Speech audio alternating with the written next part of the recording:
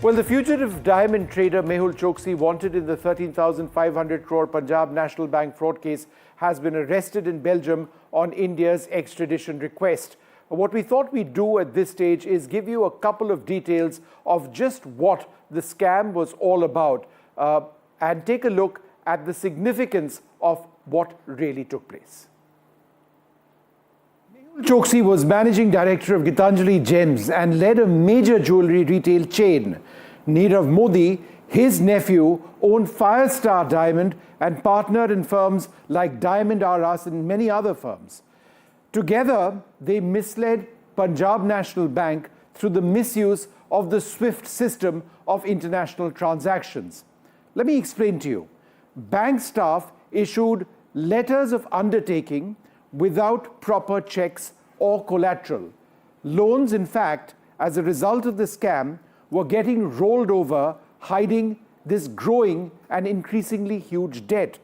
Funds were siphoned into shell companies abroad, and corrupt insiders ignored red flags, delaying their detection. They exploited tax oversight in banking processes. Ultimately, Choksi and Modi fled India before exposure, before they got arrested. The scam went undetected until 2018, reaching 13,850 crore rupees. Well, let me go straight across to NDTV's Pablo Gutierrez. He's our correspondent in Brussels. Pablo, thank you very much for being with us. What is the process now as far as extradition proceedings of Mehul Choksi are concerned? Well, Mr. Mehul Choksi has been sitting in a jail in Antwerp, Belgium since Saturday. That's when authorities closed in on him and arrested him. He had, as you indicated in your introduction, he had allegedly submitted paperwork that was dubious, that supposedly had many irregularities, and he was trying to get his residency with that. His wife is a Belgian citizen, and he had been hiding in Antwerp. This notorious diamond magnate, if you will, was hiding in the diamond capital of the world in plain sight. So, as you indicated, he fled to the United States in 2018 when the PNB scandal broke out. He was there briefly. Authorities were closing in. Then he traveled to Antigua. He is a citizen of Antigua. He obtained that citizenship in 2017. He was there for a period of time. And then he tried to illegally cross into Dominican Republic. Dominican Republic deported him back to Pablo, Antigua. We know about the background of the case. My question is specific. Yes. Can you tell us about the extradition procedure? Is it going to the courts first? Has he questioned it? When is this going to be heard, etc.?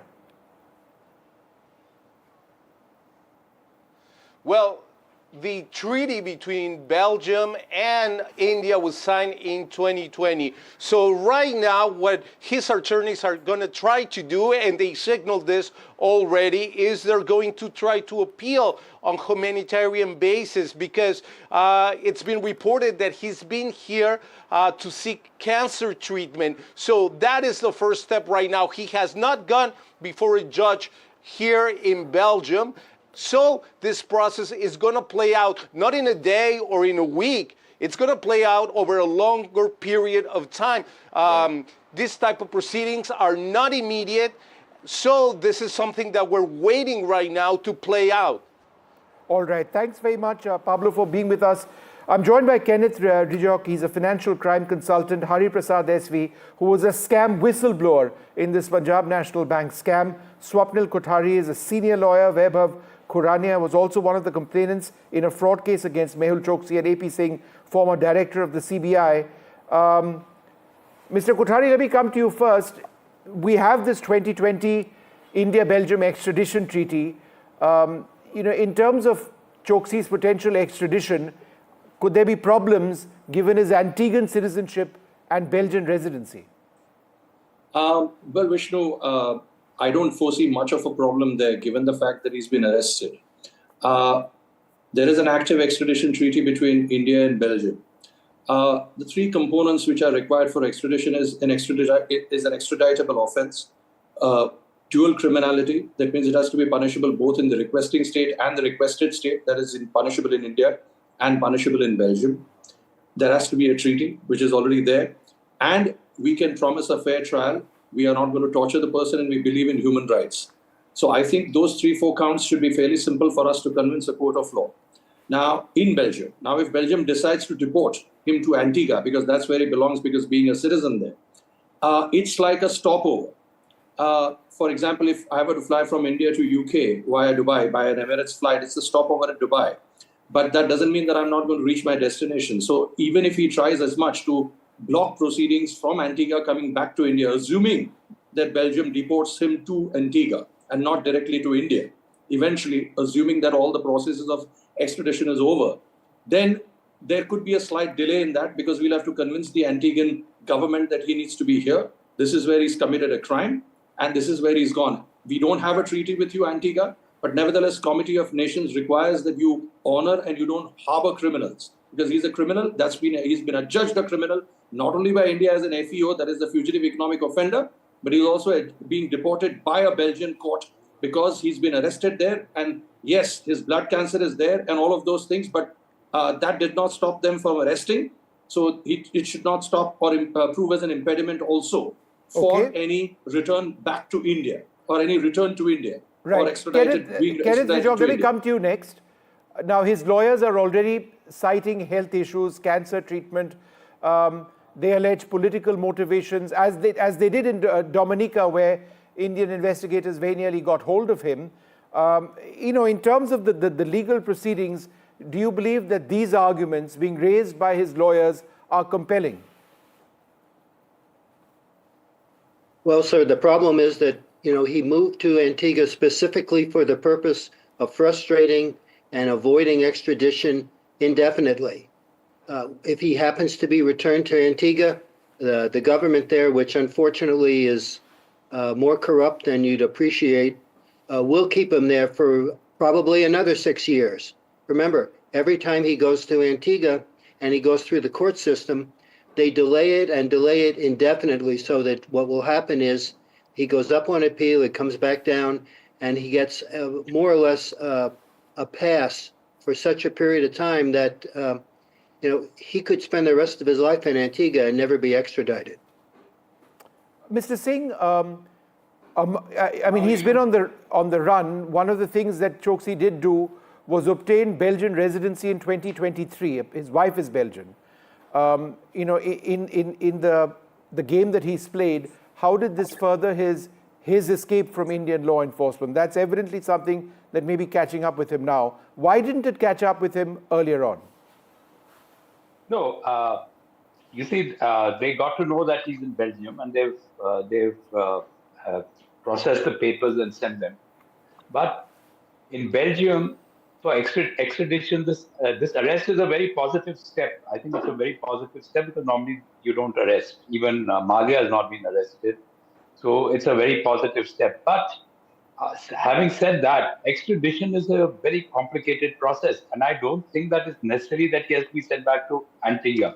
First of all, I don't think it's easy to send him back anywhere. I mean, it's not easy to get him extradited from any EU country.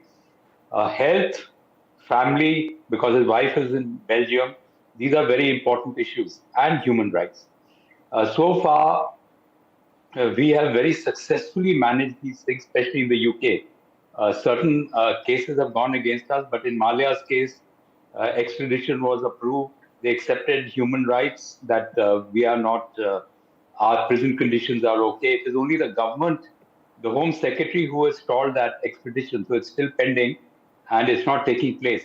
Nirav Modi has been in jail for 6 years, I mean, in London. So I don't think he's in a very good position. He's not been extradited so far, but he is in prison.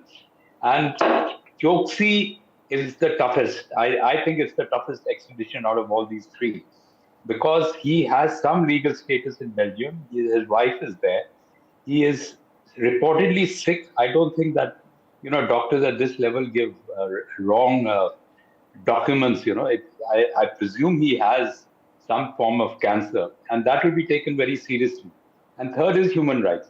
EU has hardly ever extradited anybody. Abu Salam is the only case I can remember who was successfully extradited 20 years ago. After that, we have been trying to get people extradited, but that hasn't happened. And unlike, even if the government wants, the judiciary is totally independent, and they have so many channels of appeals.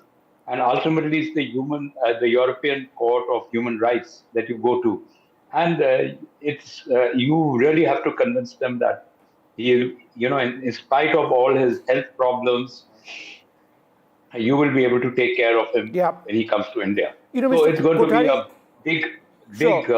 It's effort. a big process. But, I take your point. yeah, but the first step has been very positive. That he has been arrested, that is a very positive step. Right.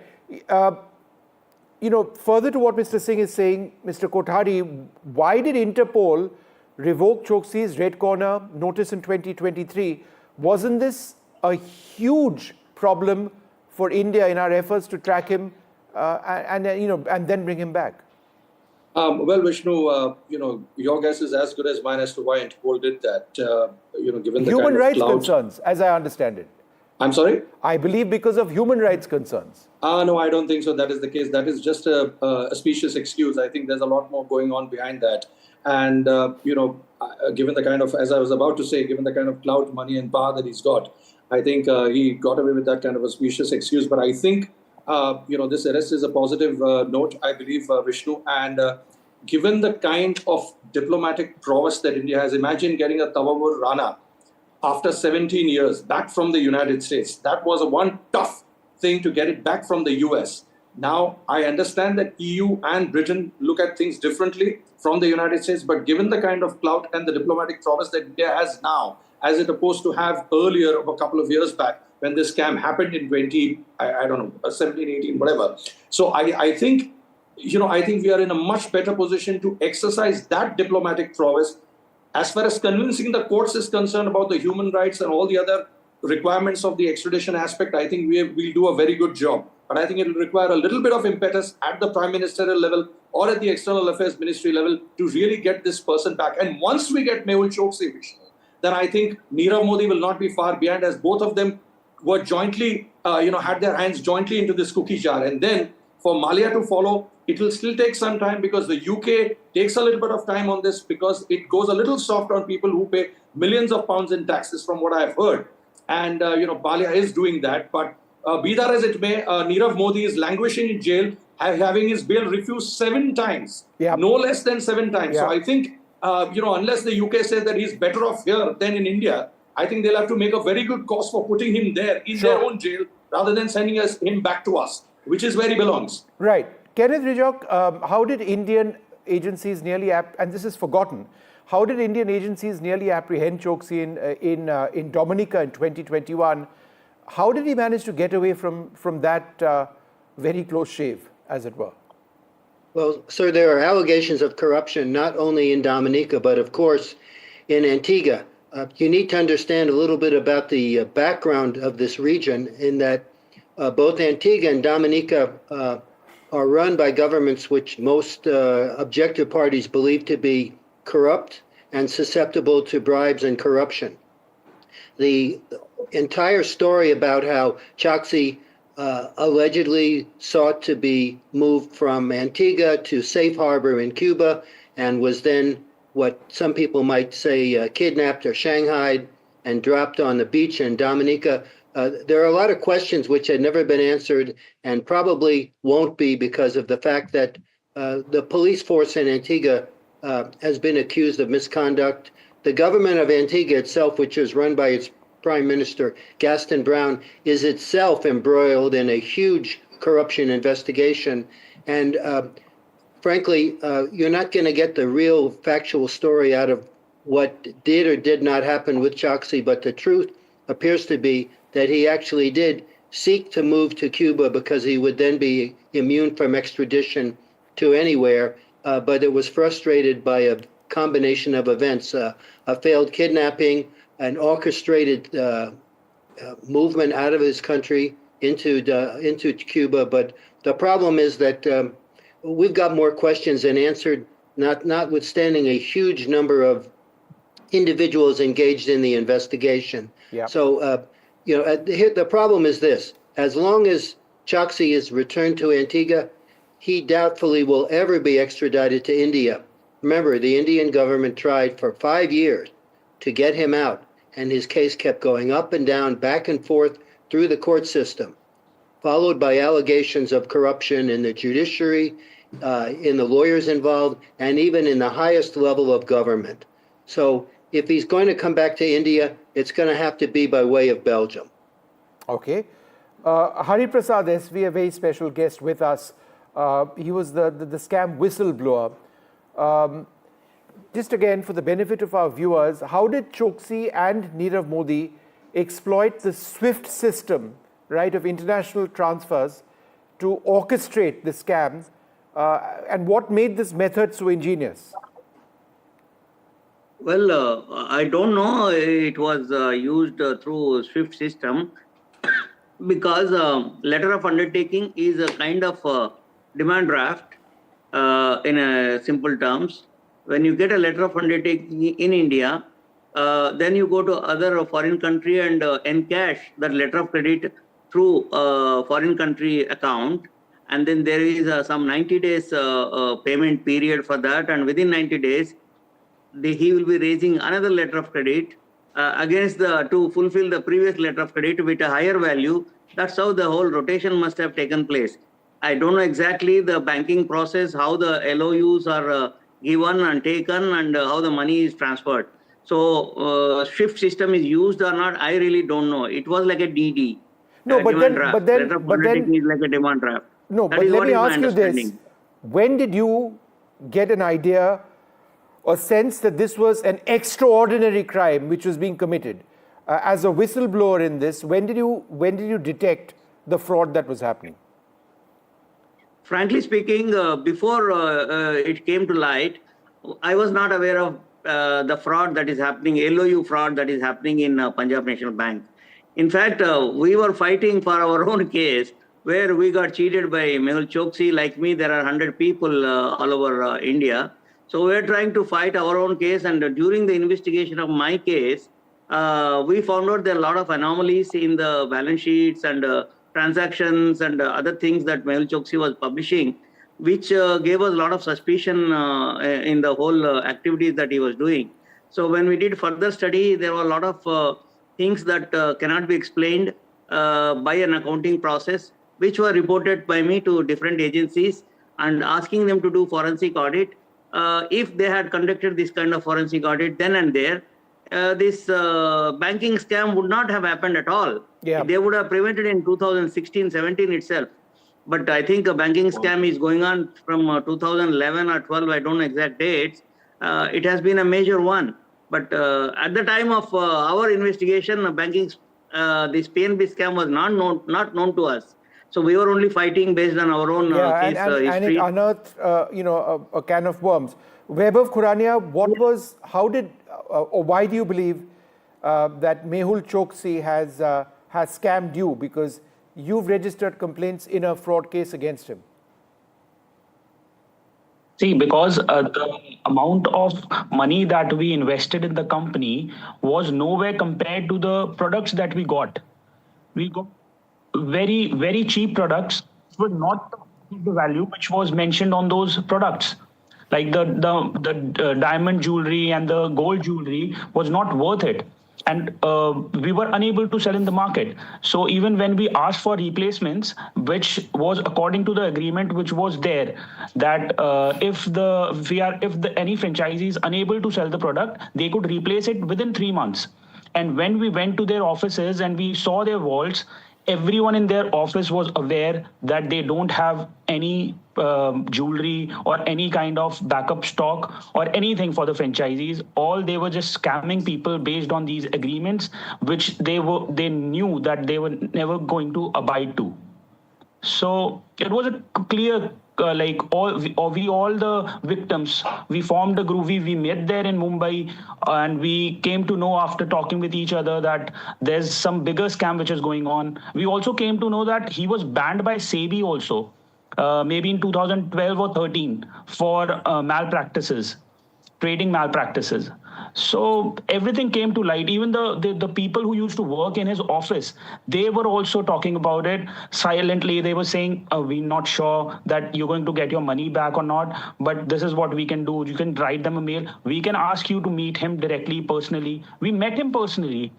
And all he used to make false promises, false commitment, just come after a week and we can do something. We can do something about your money or something like that. It's outrageous. So, AP Singh, how did Choksi and Nirav Modi manage to siphon funds to shell companies abroad? Because that was part two. LOUs was part one, using the SWIFT transaction system. And then the funds were siphoned to companies abroad.